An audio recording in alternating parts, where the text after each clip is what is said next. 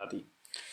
आज वीडियो आप देख रहे हैं, एक ब्लैंक चार्ट यहाँ पे रखा हुआ है जिसे हम कहेंगे D1 चार्ट और जिसे हम कह लेंगे बर्थ चार्ट और असेंडेंट चार्ट, कुछ भी कह लीजिए अपने हिसाब से।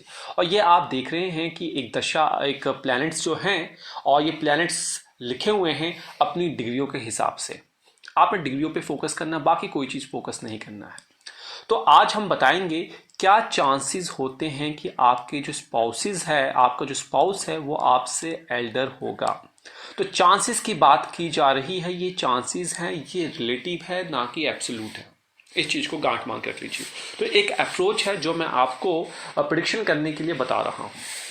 बाकी टर्म्स एंड कंडीशंस अप्लाइड हैं, बहुत सारी दृष्टियां, और तभी आप सटीक कर सकते हैं जब आपको पता होगा कि कौन कौन उस प्लैनेट को देख रहे हैं बाहर से।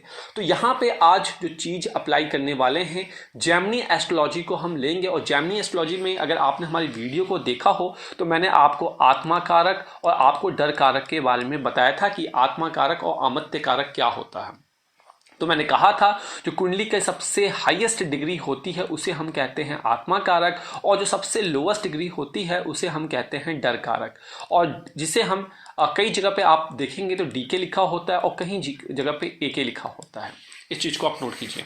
तो अब ये चार्ट है, अब आपको पता लगाना है। आप सॉफ्टवेयर नहीं देख पा रहे, किसी का सडन आपके पास चार्ट आ गया, इतना टाइम आपके पास नहीं है कि आप सॉफ्टवेयर में देखें, क्योंकि आजकल सॉफ्टवेयर में लिखा होता है कौन क्या क्या है चार्ट के अंदर।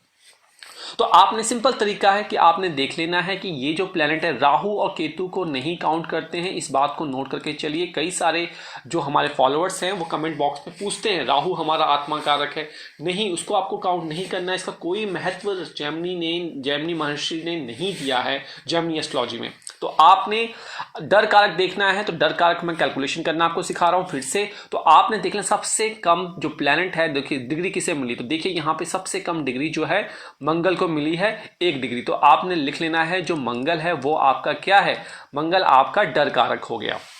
उसके बाद आपने देखना हाईएस्ट डिग्री किसे मिली हुई है। हाईएस्ट डिग्री देखिए यहाँ पे जो हाईएस्ट डिग्री मुझे दिख रही है वो सूर्य की दिख रही है। तो सूर्य जो है 26 डिग्री पे बैठा हुआ है। तो जो सूर्य है वो इस कुंडली में वो आपका हाईएस्ट डिग्री का आत्मा कारक है। ये दो चीजें आपने नोट कर ली।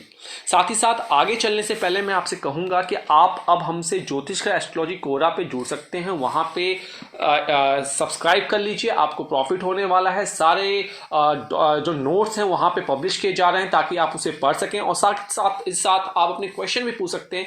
जब समय मिलेगा आपको आंसर जरूर दिया जाएगा। चलिए, लेकिन आंसर शॉर्ट होते हैं आपको पता है, तो शॉर्ट में ही उसको एलोबरेट करना आप सीखें। साथ ही साथ बाकी सारे इंस्टाग्राम, ट्विटर, फेसबुक पे भी आप ज्वाइन कर लीजिए। 1 महीने में कोशिश की जाती है आपको आंसर दिया जाए। तो अब आपने देख लिया कि भाई आपने मंगल नोट कर लिया और आपने अपना सूर्य नोट कर लिया। अब देखना है कि चांसेस क्या हैं स्पाउस के। तो आपने अपनी लग्न कुंडली में जाना है। लग्न कुंडली में देखना भाई आपका शनि महाराज कहाँ है, क्योंकि शनि जो होते हैं ये एज्ड प्लैनेट है। ये हमें दिखाता है कि बुजुर्ग, मिच्योर्ड प्लैनेट दिखाता है, मिच्योरिटी दिखाता है। तो आप एल्डर स्पाउस से यहाँ पे मोर मिच्योर देन यू, ये भी आप समझ सकते हैं। तो आपने देखना है कि भाई जो आपका मंगल है, जो आपका डर कारक है, क्या आपकी कुंडली में शनिदेव के साथ बैठा हुआ है, खासकर छठे, 8वें, 12वें में। मतलब अगर आपको यहां पे शनि मंगल दिख जाए, शनि मंगल यहां दिख जाए, शनि मंगल यहां दिख जाए, ये केस हो गया। तो इस केस में आपकी जो स्पाउस है वो एल्डर होंगे। या फिर शनि मंगल की युति यहां पे बन जाए तो यहां पे भी आपकी जो स्पाउस होंगे आपसे एल्डर होंगे। कंडीशन यही है कि यहां पे किसी बेनिफिक प्लैनेट की दृष्टि नहीं पड़नी चाहिए। कुंडली के लग्न के शुभ कारक ग्रह की दृष्टि नहीं पड़नी चाहिए। अगर दृष्टि पड़ती है तो ये यहां पे भंग हो जाएगा। इस चीज को आप मान के चलिए। तो आपने देखा आपकी कुंडली में खासकर छठे, 8वें, 12वें भाव में, क्योंकि दुस्थान होते हैं, इस भाव में सूर्य शनिदेव मंगल के साथ बैठे हैं, डर कारक बैठे हैं, तो एल्डर स्पाउस आपको ये देगा मान के चलिए। लेकिन अगर मान लीजिए यहां पे कहीं से दृष्टि पड़ जाती है, जुपिटर यहां से दृष्टि दे देता है, या फिर जुपिटर आपकी कुंडली में यहां से दृष्टि दे रहा है, जुपिटर यहां पे दृष्टि दे रहा है और स्ट्रांग होकर जुपिटर बैठा है, तो ये भंग हो जाएगा यहां पे। तो आपकी एल्डर स्पाउस उस केस में ज्यादा एल्डर नहीं होंगी। कई बार जो क्वेश्चन होते हैं हमारे स्पाउस, आपने आजकल आप देख रहे होंगे 10 साल स्पाउस बड़ी हैं, 5 साल बड़ी हैं, 15 साल बड़ी हैं, इस तरीके के आप स्पाउस देखते हैं। तो ऐसे ही क्वेश्चन पूछे जाते हैं, इसीलिए वीडियो बनाई गई है। तो चांसेस ऑफ स्पाउस और मेच्योरिटी कहां से होती है, क्योंकि जितना ज्यादा एल्डर स्पाउस होगा प्रोबेबिलिटी होती है कि उनकी मेच्योरिटी भी आपसे ज्यादा होगी। तो आपने ये केस देख लिया, शनि और मंगल की युति अगर कुंडली के 6, 8, 12 में बैठी है या फिर बैठी है, तो इस केस में आपका जो स्पाउस है एल्डर मिलेगा, लेकिन कहीं से भंग हो जा रहा है तो एल्डरिटी की कंडीशन यहाँ पे चांसेस जो है वो खत्म हो जाते हैं।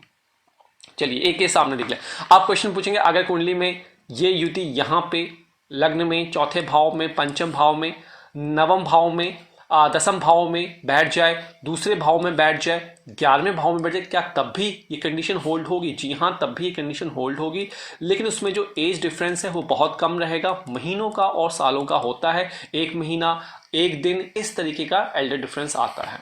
तो इसको आपने डर कारक देख लिया। तो डर कारक के केस में आपने नोट इस तरीके से करना है।